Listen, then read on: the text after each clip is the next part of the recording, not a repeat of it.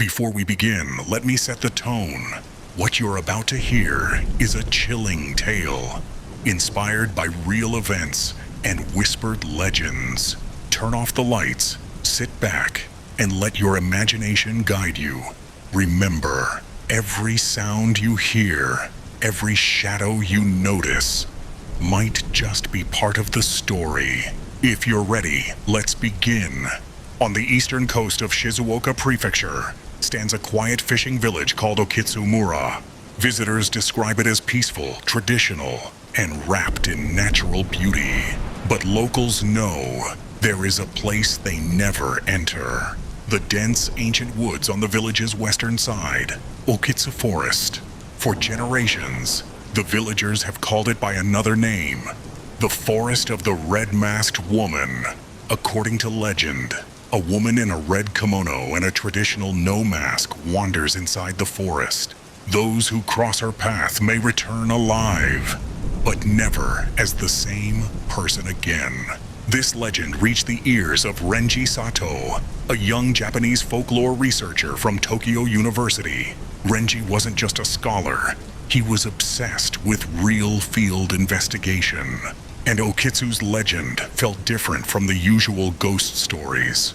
It felt persistent, as if the forest itself wanted the world to remember something. Digging through old records, Renji found disturbing details. In the past 50 years, 23 people had vanished inside Okitsu Forest. A few returned, but their mental state was broken. Several wrote the same sentence repeatedly in notebooks.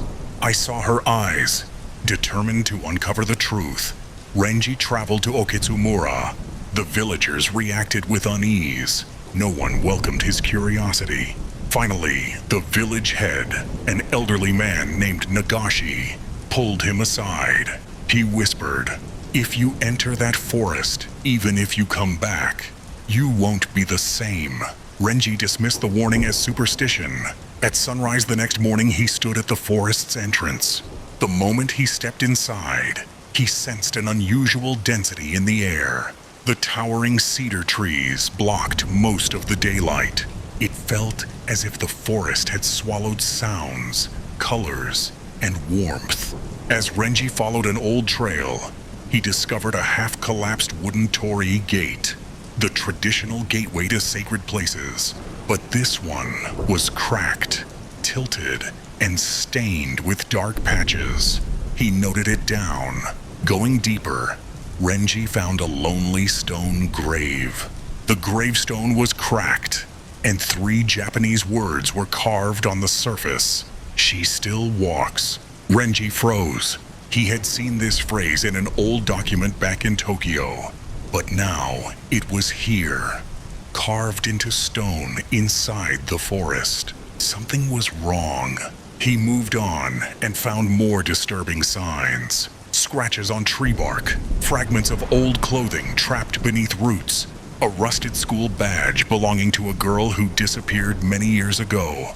Renji felt the forest watching him. He could not explain the sensation, but each step deeper made him feel less like a visitor and more like someone who had already been expected. Then, in a narrow bamboo grove, he noticed something lying on the ground. A red no mask, cracked at the jaw. It resembled masks worn in traditional Japanese theater, but this one felt strangely personal, as if someone had been wearing it until very recently. Renji reached down and picked it up. The moment he touched it, a chill ran through him. He sensed a presence. He turned slowly. At the far end of the forest path stood a woman, a figure in a crimson kimono, tall and impossibly still, a red mask hiding her face. She didn't move. She didn't breathe. She didn't blink. She just stood there, like a painted figure brought to life. Renji blinked, and the woman was gone. The forest was empty again. For the first time, Renji felt true fear. His heart pounded, and his hands trembled around the mask. On the back of the mask, a message was carved. "She always returns." Renji realized the truth. Okitsu Forest wasn't abandoned. It wasn't forgotten. It was waiting. Something ancient and restless had now turned its attention toward him. And as Renji turned to leave, he felt it. The forest had no intention of letting him walk out alone. The Red-Masked Woman of Okitsu Forest, Part 2, The Village That Lies. Renji ran out of the forest faster than he had ever moved in his life. Branches scraped his arms, roots grabbed his ankles, but he didn't stop until daylight burned through the trees. When he finally reached the village boundary, he collapsed on the ground, gasping. The forest behind him was silent. Too silent, almost patient. He clutched the cracked red mask tightly, as though it were proof that he hadn't imagined what he saw. Hours later, Renji knocked on the village head Nagashi's door. Nagashi opened it halfway, as if expecting trouble. Renji demanded, "Who is the woman in the red mask?" The old man froze. Then, instead of answering, he opened his door fully and gestured Renji inside. The room was dim, the air thick with incense. Old photographs of the village lined the walls. All faded, all serious. Nagashi finally spoke. "You should not have seen her." Renji's voice trembled. "I didn't imagine her. She was real." Nagashi didn't argue. Instead, he walked to a wooden chest, unlocked it, and placed an old black and white photograph on the table. Renji leaned in. The picture showed a woman in a red kimono standing with a group of villagers. But her face, where her face should have been, there was nothing. Just a blurred oval, wiped clean by something far more deliberate than time. Her name was Akari Hoshino, Nagashi said softly. A shrine maiden. She vanished 80 years ago. After she disappeared, villagers claimed to see her wandering the forest. Anyone who saw her was changed. Renji stared at the photograph. The woman's blurred face looked wrong, like someone had erased it from existence. "What happened to her?" Renji asked. Nagashi hesitated. Then he whispered, "Akari was sacrificed." Renji's breath caught. "For what?" "For silence," Nagashi replied. "For the sins of our ancestors." Akari saw something she should not have seen. Something hidden deep inside the forest. Instead of protection, they offered her to the forest itself. Renji felt a chill run across his skin. "And now?" he asked. Nagashi hesitated. Then he whispered, "Akari was sacrificed." Renji's breath caught. "For what?" "For silence," Nagashi replied. "For the sins of our ancestors." Akari saw something she should not have seen. Something hidden deep inside the forest. Instead of protection, they offered her to the forest itself. Renji felt a chill run across his skin. "And now?" he asked. Nagashi looked at him with exhausted eyes. "Now she walks forever. A guardian, a victim, a curse. Anyone who enters that forest becomes part of her story." Renji slowly placed the cracked red mask on the table. Nagashi recoiled the moment he saw it. He whispered, horrified, "You brought her mask out." Renji swallowed hard. "I found it on the ground. But I think she let me find it." The old man backed away. Return it now, before she comes for it." Renji shook his head. "You don't understand. I can't go back in there without answers." Nagashi's voice cracked. "She is already following you." Before Renji could respond, there was a knock on the door. Sharp, precise, spaced evenly, as if someone without emotion was signaling. Nagashi's face drained of all color. He whispered, She shouldn't be able to leave the forest." Renji turned toward the door. Another knock. Nagashi grabbed Renji's arm and whispered urgently, "Do not open it." But the knocking grew slower, more deliberate. Almost as if the knocker knew exactly who was inside. Renji stepped back, gripping the mask tightly. Nagashi whispered, She wants it back. And if you give it to her, you won't live to see tomorrow. The knocking stopped. Silence. Nagashi and Renji stared at the door, not daring to breathe.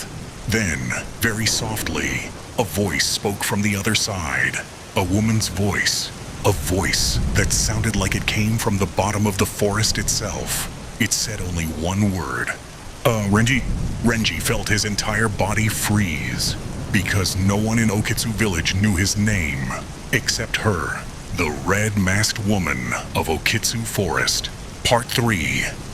Eyes that should not see. Renji's blood turned cold. The voice outside the door, soft, calm, unmistakably feminine, had spoken his name with perfect clarity. Nagashi gripped Renji's arm so tightly his fingers shook. "Don't respond," the old man whispered. "She only speaks when she has chosen someone. If she knows your name, it means you've been marked." Renji swallowed, but his throat felt too dry for words. Another whisper drifted through the door, gentle as breath. "Return what is mine." Renji clutched the cracked red mask against his chest. It felt strangely warm now, warm like living skin. Nagashi pulled Renji away from the entrance and dragged him into a back room.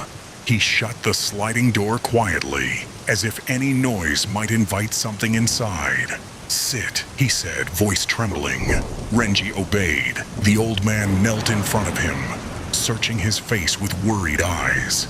"Tell me exactly what happened in the forest. Every step."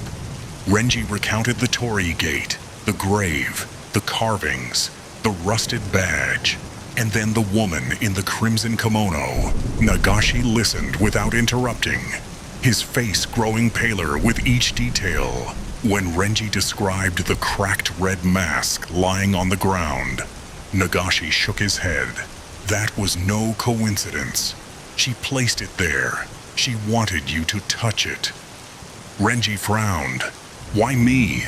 "Because you're an outsider," Nagashi said. "Someone the village cannot control. Someone who might free what should remain buried." Renji felt a chill crawl along his spine. "What is buried?" Nagashi hesitated for a long time. Then he whispered, "Akari's eyes." Renji stared at him. "Her eyes." Nagashi nodded slowly. When the villagers sacrificed Akari to the forest, she did not die quietly.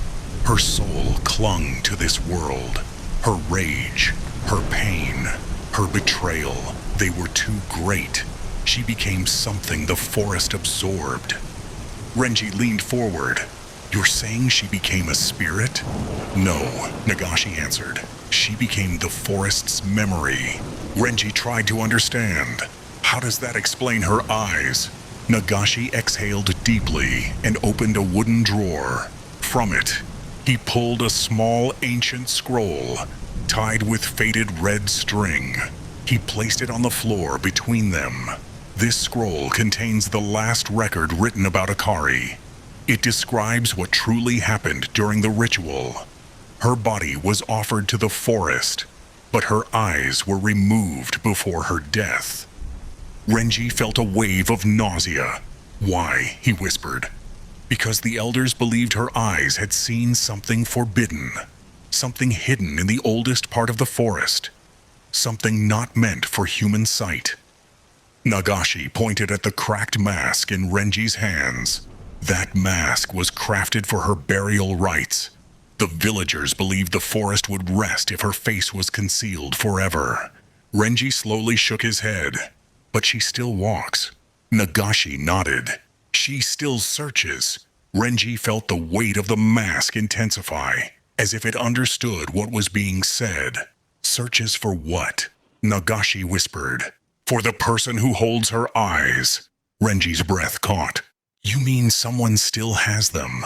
Nagashi closed his eyes. "Yes, the last surviving descendant of the elder who removed them. He still lives here, and he has spent his entire life hiding from her." Renji felt the story shift inside his mind. The sacrifice, the haunting, the mask, the whispers, everything connected. "Who is he?" Renji asked. Nagashi opened his eyes and whispered, "Me." Renji froze. Suddenly, the air outside the house shifted. Not loud, not even violent, but aware, as if something was walking slowly past the walls, searching. Nagashi's voice cracked. "She only becomes more persistent at night. If she spoke your name, she wants you to bring the mask back to her so she can find me." Renji looked down at the cracked red mask. The warmth pulsed again, alive. Nagashi grabbed Renji's shoulders. "You must leave tonight. Do not stay in this village. Take the train and flee as far as you can. She cannot follow beyond the old forest boundary unless you carry the mask." Renji stared at him. "Chan, so what do you want me to do?" Nagashi's face hardened with fear and certainty. "Take that mask and throw it back into the heart of Okitsu Forest, to the shrine where she died. Only then will she stop hunting me." Renji felt an uneasy tension rise inside him. "And if I don't?" Nagashi's voice dropped to a whisper. "Then she will come through this house. She will take the mask from your hands. And when she does, she will remember what I did to her." The house grew unnaturally still, as if the forest itself was listening. Renji realized something important. There was more to Nagashi's story, more than guilt, more than fear, something he wasn't saying. Before Renji could ask, the lights in the house flickered, then went out completely. A shadow fell across the front door, and this time, she didn't knock, she waited. The Red-Masked Woman of Okitsu Forest. Part 4. The Shrine of the Forgotten Dead. Darkness swallowed Nagashi's house completely. Renji could barely see his own hands. The cracked red mask lay against his palms like a living ember, pulsing faintly. Nagashi moved slowly across the tatami floor, his breaths thin and uneven. "She's inside the village now," he whispered. "She's searching for the mask, searching for me." Renji felt a wave of dread wash over him. "Why didn't you tell me earlier? Why hide everything until now?" Nagashi didn't answer immediately.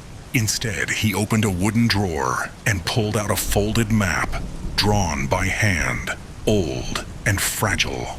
He placed it in Renji's shaking hands.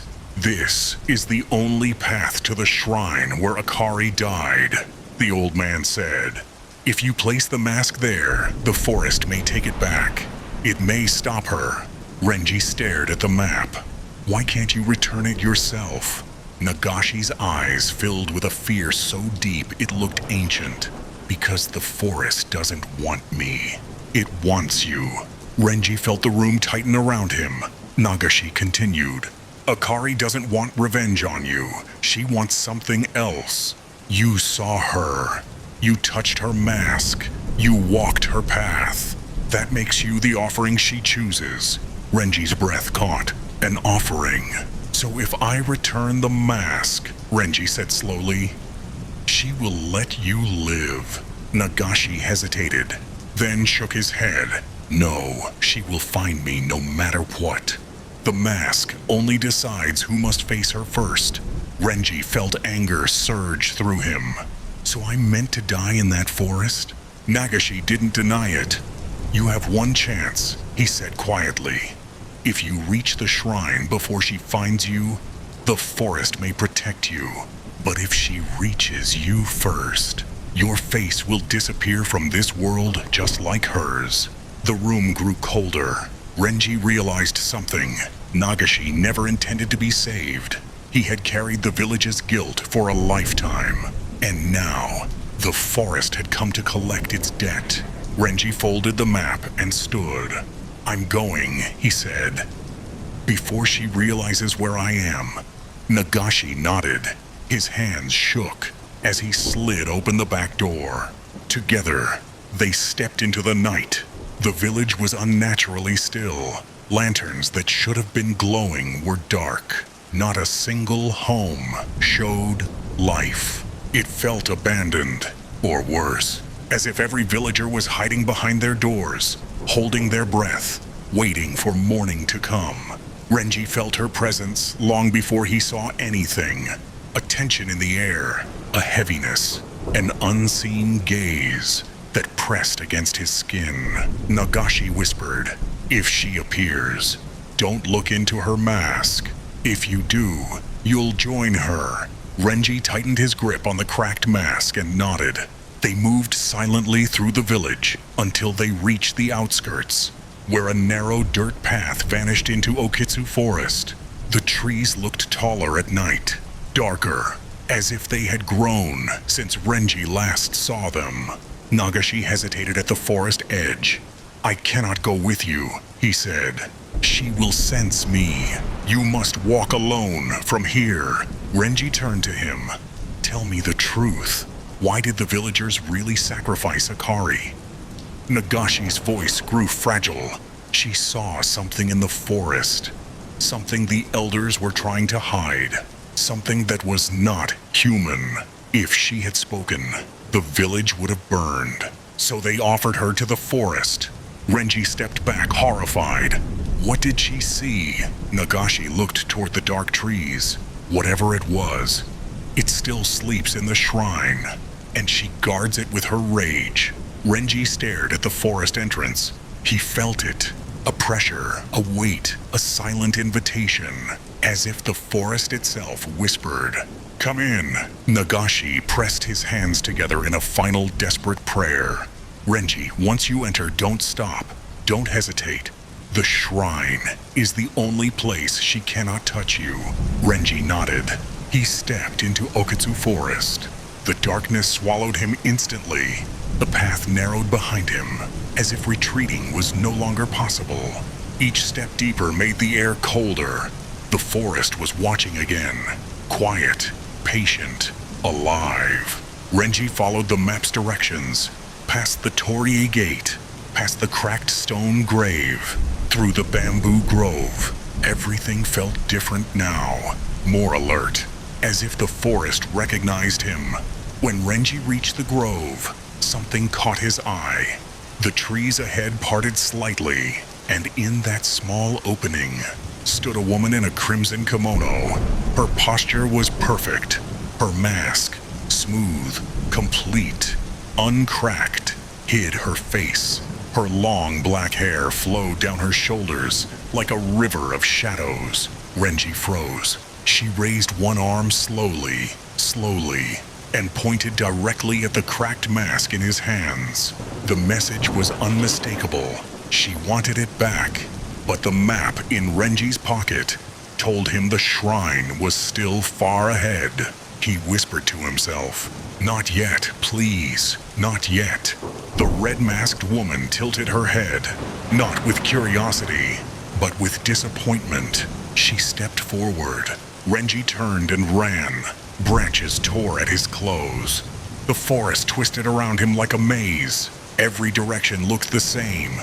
Every tree looked familiar. He could feel her behind him, not running, not rushing, simply gliding closer. Renji burst into a clearing, and there it was.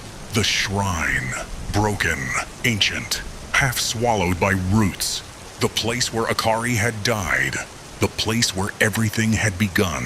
Renji stumbled toward it, but suddenly stopped, because standing in front of the shrine was another figure, a second woman, wearing the same red kimono, the same mask, the same silent posture.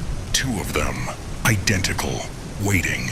Renji realized with a horrifying certainty, the forest wasn't haunted by a single spirit. It was haunted by everything Akari had become. She wasn't one woman. She was many. She was everywhere. And they had all turned toward him. The Red-Masked Woman of Okitsu Forest. Part 5. The Face That Never Leaves. Renji froze as the two red-masked women stood before the shrine. They did not move. They did not breathe. They simply waited. as if the forest itself had positioned them there to block his only hope. Renji's heartbeat felt like it might burst from his chest. He clutched the cracked mask tighter and forced himself to step forward. Each step felt heavier, as if the forest were testing him. Then, without warning, a third woman appeared between the trees, then a fourth, then a fifth. One by one, silently, they emerged from the darkness. All identical, all wearing perfect red no masks, all staring at him. It was no longer a haunting, it was a gathering. Renji realized the truth with sickening clarity. Akari had not become one wandering spirit. Her suffering, her fear, her rage, when offered to the forest, had multiplied, fractured, echoed through the centuries until the forest was full of her. 100 Akari, 1,000, every path, every shadow, every breath of cold air. All of them were her. Renji whispered to himself, "I have to finish this." He stepped forward. The women reacted, not with violence, not with movement, but with perfect stillness. Their attention tightened, focused. He approached the shrine. It was a ruin, a half-collapsed wooden structure overtaken by roots and moss. At the center of its broken doorway lay a stone basin. Dark stains filled the cracks around it. Renji didn't want to imagine what had happened there decades ago. He raised the cracked mask. The air tightened around him like a fist. All the masked women turned their heads in unison. Slow, synchronized, unnatural. Renji stepped toward the stone basin. "I'm returning it," he whispered. "It belongs here." He lowered the cracked red mask into the basin. The moment it touched the stone, the women vanished. Or rather, they were pulled into the surrounding trees, absorbed into the forest like smoke drawn into the wind. Renji felt a moment of relief. Then the forest exhaled, not loudly, but deeply. A pressure like a human breath passed over him, warm and cold at the same time. Then he saw her, not one of the silent figures, not one of the multiplied echoes, but her, the original, Akari Hoshino. She approached slowly from the far side of the shrine. Her kimono was older than the others, frayed, stained, heavy. Her hair dragged along the ground like threads of night. And her mask was broken, just as he had found it. Renji couldn't breathe. She stopped in front of him. For the first time, she tilted her head with something like curiosity, recognition, a kind of sorrow. Renji whispered, trembling, "I'm sorry, I didn't mean to disturb your rest. I just wanted to understand what happened to you." Akari raised one hand. Her fingers, thin, too thin, hovered toward his face, not touching, not harming, almost searching. Renji lowered his eyes to the cracked mask in the basin. "It's yours," he whispered. "I returned it." But Akari didn't look at the mask. She looked at him.